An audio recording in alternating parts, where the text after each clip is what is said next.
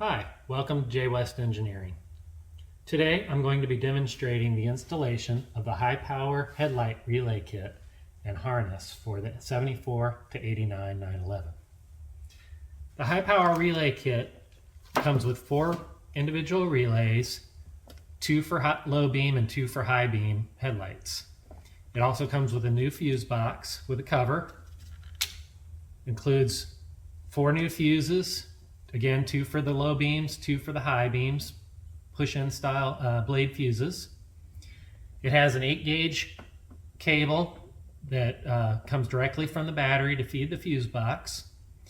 And then 4 individual wires, 12-gauge cross-link, narrow insulation wiring for easier fitment that feeds the relays. And then out from the relays, same 12-gauge wire goes out to each of the headlights. And then we also include the ground cables that come back from the headlights in the same 12-gauge wire that then connect to the grounding post by the battery. So you get an entire new headlight feed for both headlights from the battery. The relay set also includes wires that are marked for installation to feed from the fuse box, the control wires, and a bracket that mounts it underneath the fuse box on the factory mounting point to make for a discrete installation. And it uses the factory style sleeving that runs along the original harness and keeps it out of the way and protected. One difficult part of this installation is getting the harnesses actually out to the headlight buckets. And so to facilitate that, we include a tool, and you can watch in this video. We'll show you if you use silicone spray and expand the grommets using a tool, gently expand the grommets using the tool, and then feed the harness out, you can get it done in short order. We also have, we don't have to put your own terminals on. We keep the ends small that go out to the headlights with shrink tubing for installation. And we use spring lock, genuine Hella headlight bulb connectors so that you don't have to worry about crimping those yourself, and facilitates that installation of the harness. Okay, so the first thing we want to do when we start working on an electrical system is to disconnect the battery. And we always disconnect the negative terminal of the battery first. For those that don't know, if you were to put the wrench on the positive terminal of the battery, and if you accidentally touch the other end of the wrench to the car chassis, you would create, if you got through the paint and hit bare metal somewhere, that would be a huge short, and you'd get at least big sparks and maybe a lot worse. So we go ahead and undo the 13mm nut on this negative battery cable, loosen it up a bit, twist the cable and take that cable off. Now I like to save these little caps that come with a new battery sometimes, and I just pop those on when I'm working on a battery. You never know, sometimes you have these cables that are really stiff and you take them off and they're a little ornery and they want to hop right back on the terminal where they came from, where they've been sitting. And so that helps protect against that kind of accident. I don't want that to happen when you're in the middle of working on the wiring harness. So the next thing we'll do is unline the harness. And we can kind of lay the relays over near the fuse box. And we'll see that it comes out and tees right here. The short side of the T is going to go out to the left side headlight. And then the long side, of course, goes over to the right side headlight. Now what we want to do first, because you don't want to forget this, is we want to feed the harness up under the latch plate in the front, for the front hood right here. You can't get it under there later, so you've got to do it first. You don't want to forget that. So we take the right side harness and feed it up under this latch plate at the front of the trunk where the harness comes across. We push that along there. That's the first step we need to do because we definitely don't want to forget to do this. Okay, and it'll be secured in these clips right here, right along the original harness. Okay, so now that we've fed the harness over behind the latch plate, we bring it on over, and you'll see that there's a white marking on the harness sleeving that eventually is going to end up just inside of the grommet. That tells you not to pull the harness out too far outside of the trunk area. So now that we're positioned here, we'll get ready to do the install. And so we're going to take our silicone spray. I'm not sure exactly what makes this heavy duty, but you want to use the clear silicone spray, not one that has any white grease or anything that would make a big mess. But clear silicone spray and your tool that came with the kit. And there's usually multiple grommets here. This one has one harness for the horn. It's got an empty one that can be used for headlight washers if the car had it. This is the main lighting harness right here. You've got the headlight wires in it, and it also has the turn signal and parking light wires. So if the headlight wires were separate, of course, we would just pull them out and replace, but it contains all those other lighting wires. So we're going to leave it in place, and we're going to add our new harness alongside it. These grommets are bell-shaped going outward, and so there's actually a lot of room for it to expand out. So what we're going to do is take our silicone spray and squirt inside that grommet. Then we're going to take our tool and run it where we want the harness to go. I'm going to run along the front here so that when we run the harness, it'll come along and tuck inside. And we're going to push that all the way in and kind of wiggle it around to expand out the rubber. So in a second, I'm going to move the camera. The bumper is off of this car so I can show you from the front exactly what's happening here. And then we're going to feed the harness through. So it has the shrink tubing on the end. It's folded over so it can push through. And we're going to take that and we're going to push it through the opening where we've just expanded it out with our tool. And we can just shove it right through. And if it ever gets too stiff, you can go ahead and add some more silicone spray and keep feeding up until you get to the point of that white line. Okay, as I mentioned, this car has the front bumper removed so we can see the right side headlight harness. And this has a oil cooler that goes down. It's a RS style up in the front, so we're just seeing the lines. Of course, when you do this on your car, if you've got an oil cooler in the fender well and the bumper in place, you'll be taking the tire off, dropping the oil cooler so you can get to this part of the harness. But I'm going to redo the silicone spray and pushing the tool through so you can see how that works. And so we're going to kind of push it around to expand out the rubber and make sure it's not sticking to the original sleeving, and give us some room for the new harness to come through.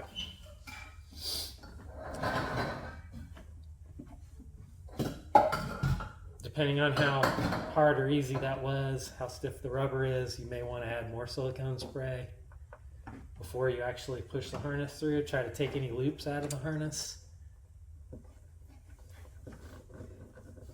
And then you're going to push it through.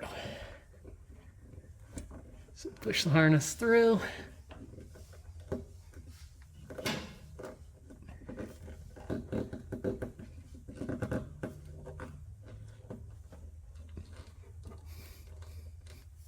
Okay, we'll go about this far for now.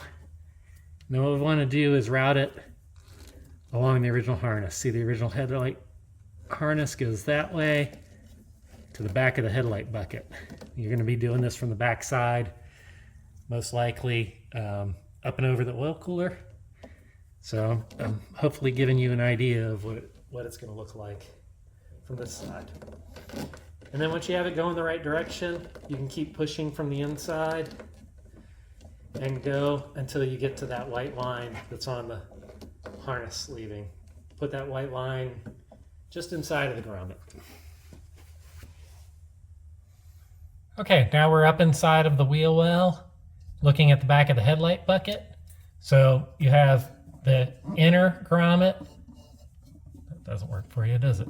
Inner grommet over here that faces the trunk, and a grommet out here that's the wires that come back out and go to the bumper. And so we're going to go to this inner one where the headlight wires enter the bucket closer to the inner fender well, and we're going to spray that with the silicone spray.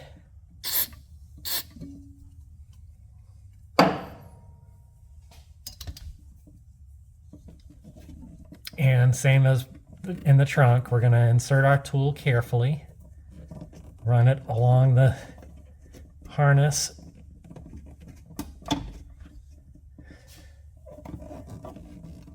and open up that grommet, and then wiggle it around to expand it.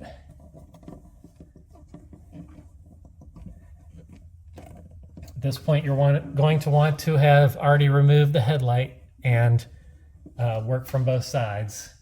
I don't have a camera in both places right now, but you'll work from the other side,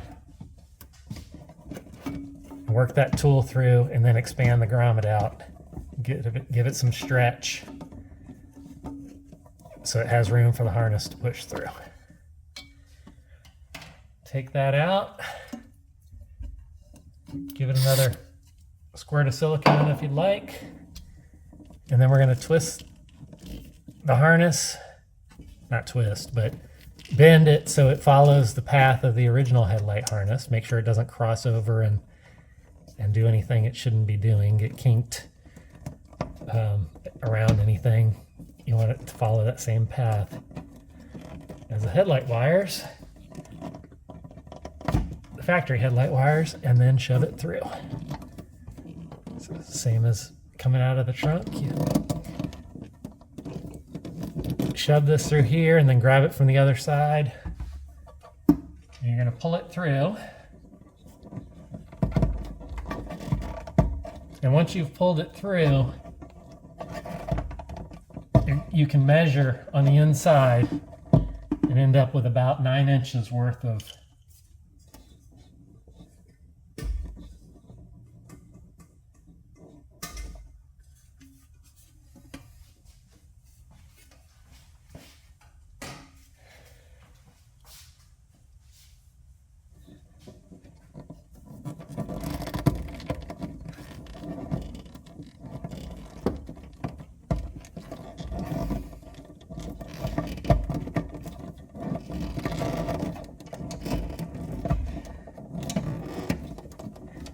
You're going to push it through. Make sure it kind of follows the path of the original harness. And then you're going to go inside the headlight bucket and measure that about 9 inches of the harness are sticking through. You should end up with the harness between the headlight here and the trunk following the original headlight harness pretty closely. Okay, so now inside the headlight bucket, we have the original headlight harness here. You see this one's been repaired once before, probably had the fender off and didn't disconnect the wires. But here's our new harness coming through.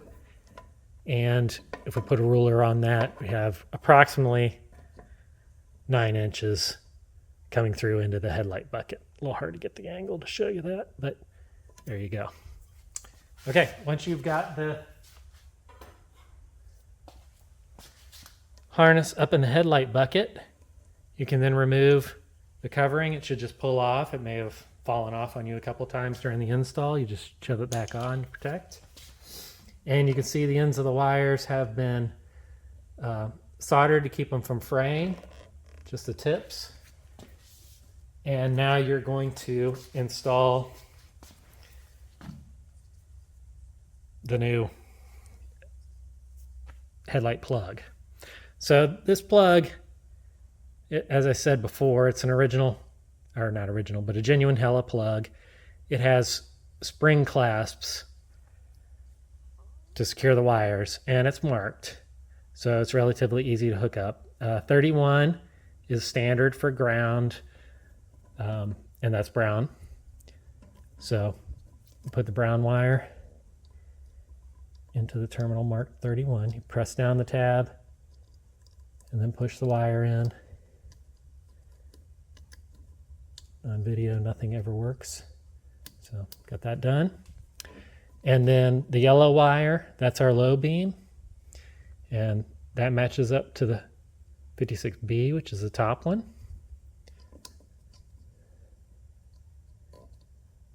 Drop that in. And then 56A is the opposite, the ground. And we'll put that in. And kind of bend and stretch them so that they're in a nice position. And that's that. So I've got a ground wire here that goes onto the back of the headlight for the city light, even though I don't have the city light harness. And then the old headlight harness that I pulled off the headlight. Now what I recommend is tape this off.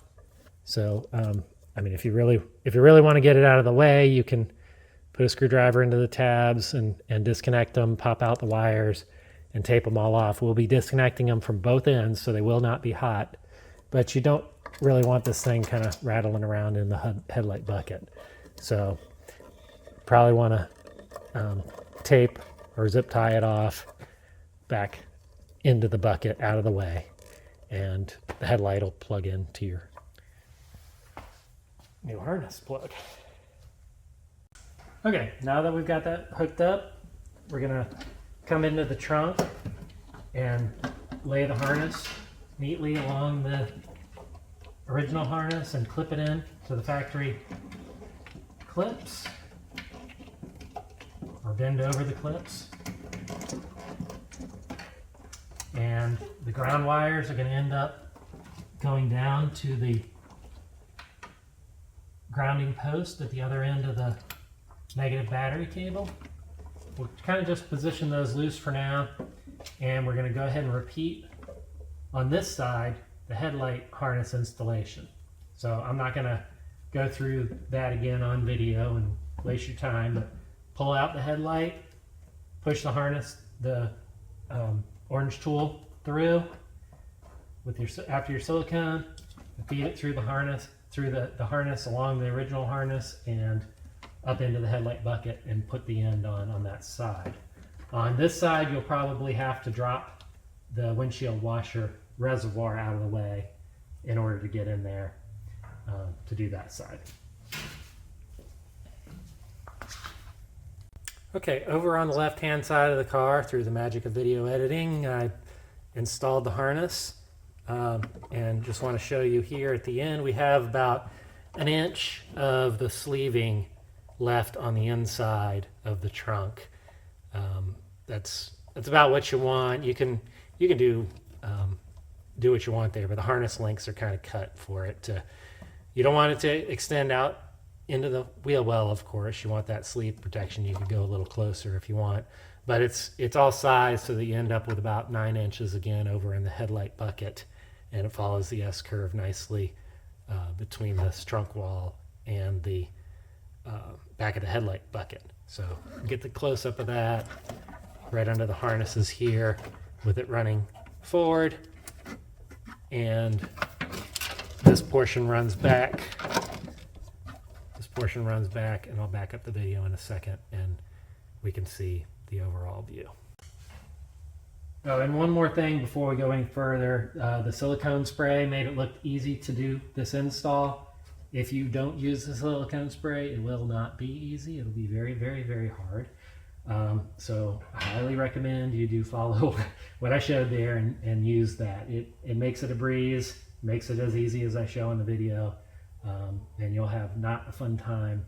You'll destroy your hands and the harness and everything else if you try to fight that rubber without the benefit of the lubrication. Okay, so at this point we can take off the fuse box, push up the tabs on the bottom and rotate it up so it comes off, take off the fuse box cover. And then we are going to feed the harness along these retainers and this one, and kind of tuck it down near where it's going to go. Take the Phillips screwdriver and undo this screw.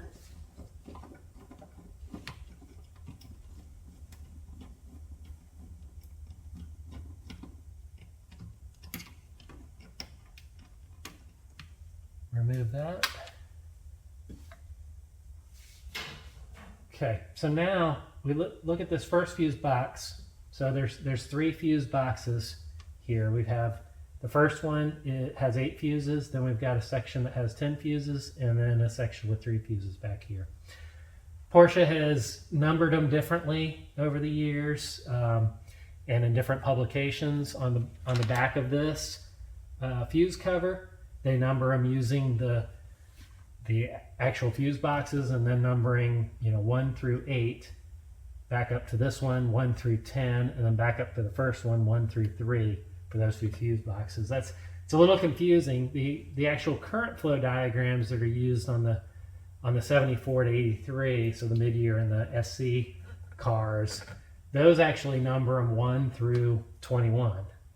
And so I like that convention because it's easiest to explain to you on a video and in the instructions.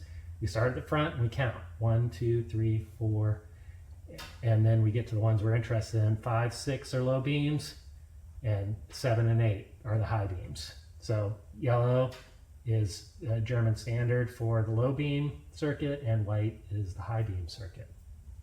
So these 2 are our feed wires that come from the headlight switch, and they're actually connected together inside these two fuses and these 2 fuses, and then come down and feed the separate lights. And so what we're going to do is take our wires, which are each marked for the fuse using that numbering convention I just said, 5, 6, 7, and 8, and we're going to connect them to these fuses. And so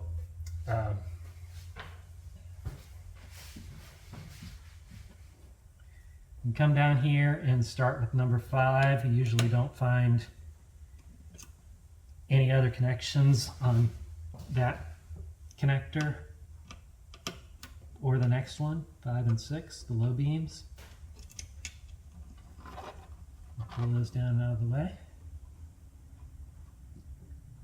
Then we get to number 7. Sometimes you're going to find another wire on number 7. One feeding the headlight,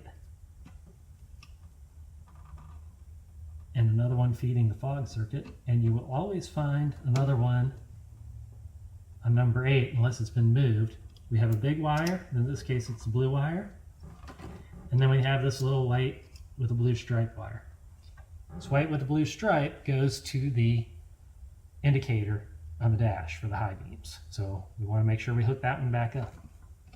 So we've taken off our 4 wires that are our outputs, and you can kind of confirm that these match the wire colors that you found in the headlight bucket. So the original harness, will be the other end of these wires. And so I've included some shrink tubing, some small pieces of shrink tubing in the kit.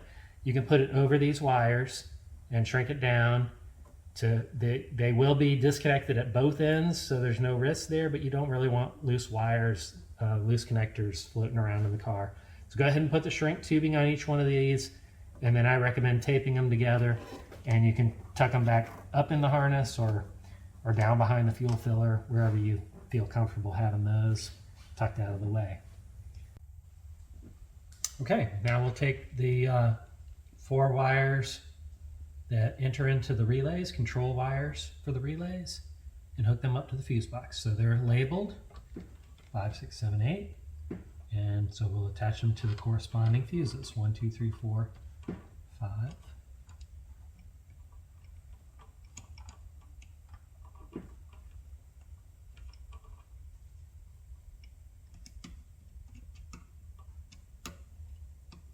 sure you're clamping down on the wire, not on the insulation.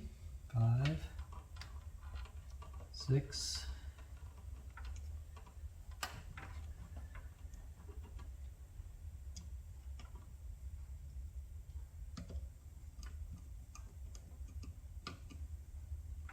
7,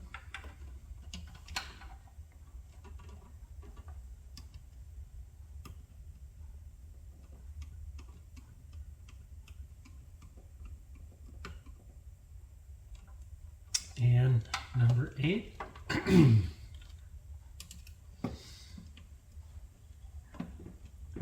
Which we also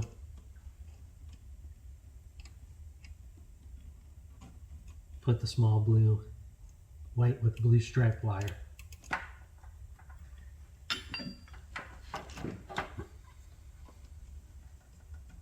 is not incredibly easy to do while keeping my fingers out of your view.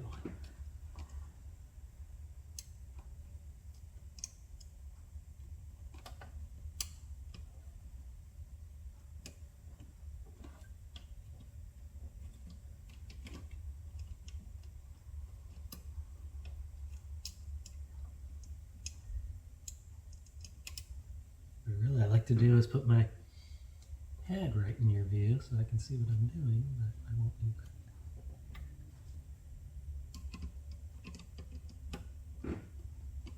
that.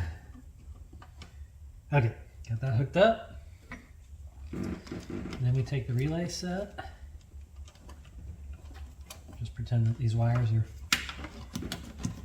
tucked out of the way. Tuck it down in there. Take the Phillips screw for the bracket.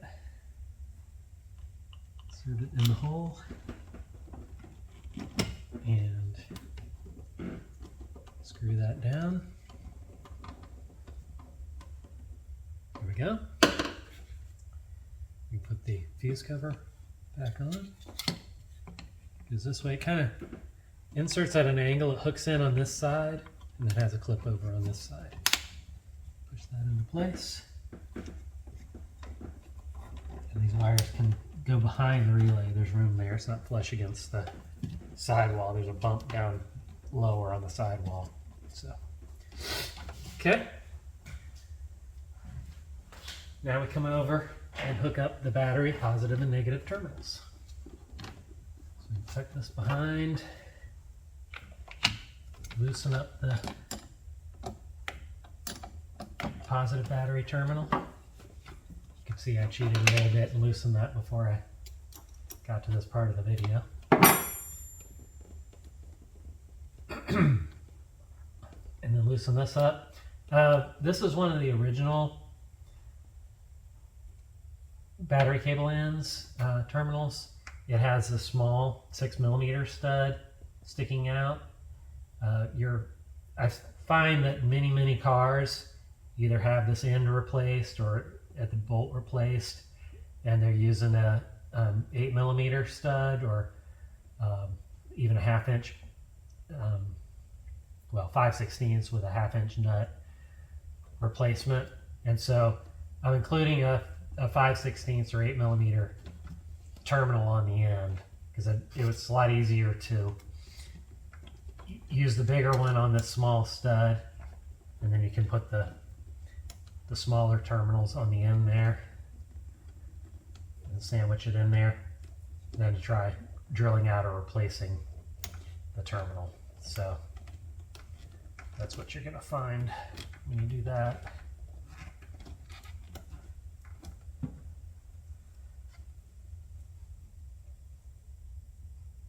Tighten that up.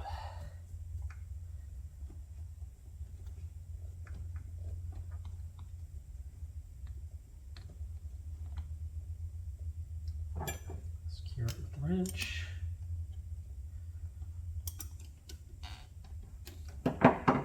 And reinstall that on the battery. Tighten it down.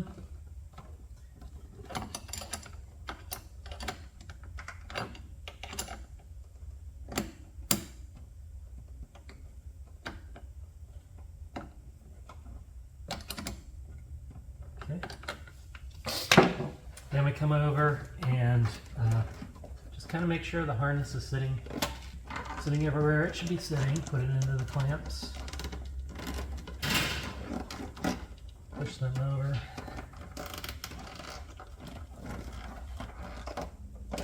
Tuck it up in here. Tuck it into the clamps. And then we're going to undo the ground cable over here. See, again, I cheated a little bit and had that broken loose before I got to this part of the video.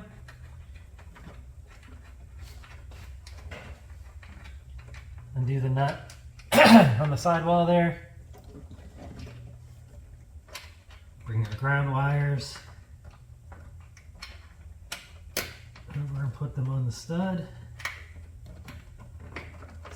Tuck everything neatly.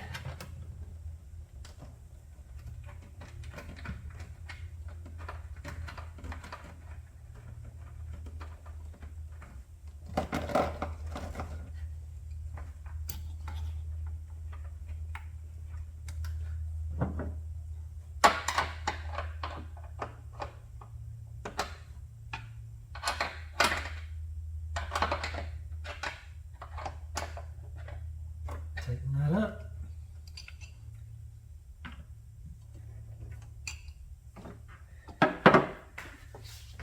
Put the fuse cover back on.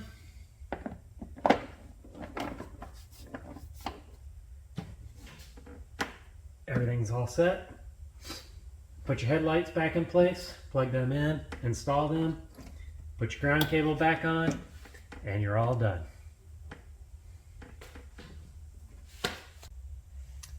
Okay, now I'd like to talk about a few of the extra wires you might encounter when you're doing this installation.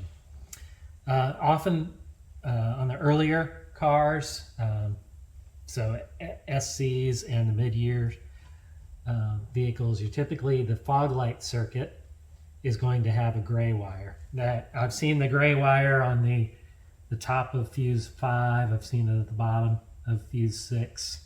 That's actually where it is in the diagram. It could be in any of these 4 positions, 5 or 6, fuse 5 or 6, top or bottom, gray wire.